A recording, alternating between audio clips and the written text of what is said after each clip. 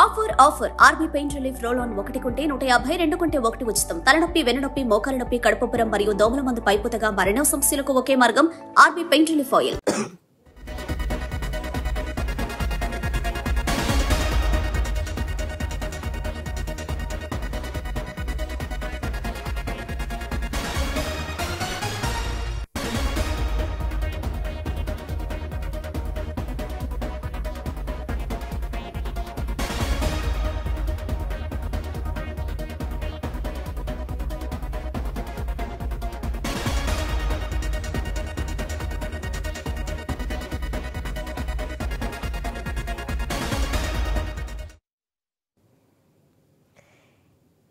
AP CM Jagan నేడు ప్రధాని మోదీని పార్లమెంటులో కలవనున్నారు. ఆయనతో పాటు కేంద్ర హోంశాఖ మంత్రి అమిత్ షా, కేంద్ర ఆర్థిక మంత్రి నిర్మలా సీతారామన్, కేంద్ర జలశక్తి మంత్రి గజేంద్ర సింగ్ షెకావత్లను వారి ఛాంబర్లో కలుస్తారు. నిన్న రాత్రే అమిత్ షాతో సమావేశం కావాల్సింది.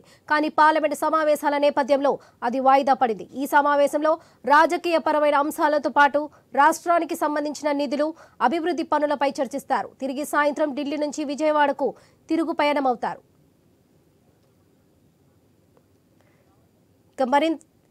మరింత సమాచారం ఢిల్లీ నుండి రామకృష్ణ ఫోన్ ఇన్ ద్వారా అందిస్తారు. చెప్పండి రామకృష్ణ. ఆంధ్రప్రదేశ్ ముఖ్యమంత్రి వైఎస్ జగన్మోహన్ రెడ్డి ఈ రోజు ఢిల్లీలో ప్రధానమంత్రి నరేంద్ర మోడీతో సమావేశం కానున్నారు. ఈ సమావేశం కీలకమైన సమావేశం. ఎన్నికలు దగ్గర పడుతున్న నేపథ్యంలో ఇది చాలా ప్రాధాన్యత సంతరించుకుంది.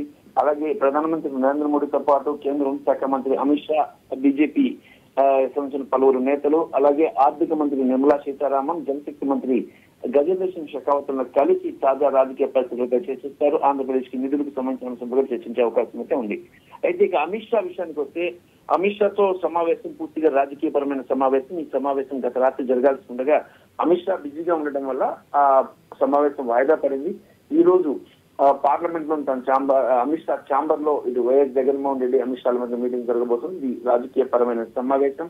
ఇక టీడీపీకి బీజేపీకి పొత్తు కుదిరింది అన్న నేపథ్యంలో అనే వార్తలు గుప్పుమంది నేపథ్యంలో, అలాగే చంద్రబాబు నాయుడు ఢిల్లీ వచ్చి అమిత్ షాని కలిసి వెళ్ళడం వీటన్నిటి నేపథ్యంలో జగన్మోహన్ రెడ్డి ఢిల్లీ టూరు ప్రాధాన్యత సంతరించుకుంది. మరి జగన్మోహన్ రెడ్డి ఏం చెప్తారు, అమిత్ షాకి ఏం చెప్పబోతున్నారు, తాజా పరిస్థితులను తనకు అనుకూలంగా ఎలా మార్చుకోబోతున్నారు, బీజేపీని తన వైపు ఎలా తిప్పుకోబోతున్నారు అనేది ప్రధానంగా చర్చనీయాంశం అని చెప్పొచ్చు. ఇది ఏ రకంగా చేయబోతున్నారు అనేది ఈ అంత రాజకీయ వర్గాల్లో ఒక చర్చ జరుగుతుంది. మరి ముఖ్యంగా బీజేపీ ఇప్పటిదాకా న్యూట్రల్ గా ఉంటూ, అంటే ఆంధ్రప్రదేశ్ లో టీడీపీకి సపోర్ట్ లేకుండా, అలాగే వైసీపీకి బయట నుంచి వైసీపీకి నైతికంగా సపోర్ట్ ఇస్తూ ముందుకెళ్తున్న బీజేపీ ఇప్పుడు అదే రకంగా కొనసాగుతుందా, లేదంటే టీడీపీతో కలిసి ముందుకు వెళ్ళిపోయి వైసీపీని నెగ్లెక్ట్ చేస్తుందా అనేది కూడా మనం వేచి చూడాలి. మరికొద్ది రోజుల్లోని టీడీపీ బీజేపీ పొత్తుపై ఒక ప్రకటన కూడా వచ్చే అవకాశం అయితే ఉంది. ఇటు రాష్ట్ర బీజేపీలో కానీ కేంద్ర బీజేపీ నుంచి కానీ ఒక ప్రకటన అయితే వచ్చే అవకాశం ఉంది. మరి వీటన్నిటికీ స్టాప్ చేసి బీజేపీని తమ వైపు తిప్పుకోవడానికి జగన్ వేస్తున్న మంత్రానికి బీజేపీ పడుతుందా లేదా అనేది కూడా మనం కొద్ది రోజులు వేచి చూడాల్సిందే. రైట్ రామకృష్ణ.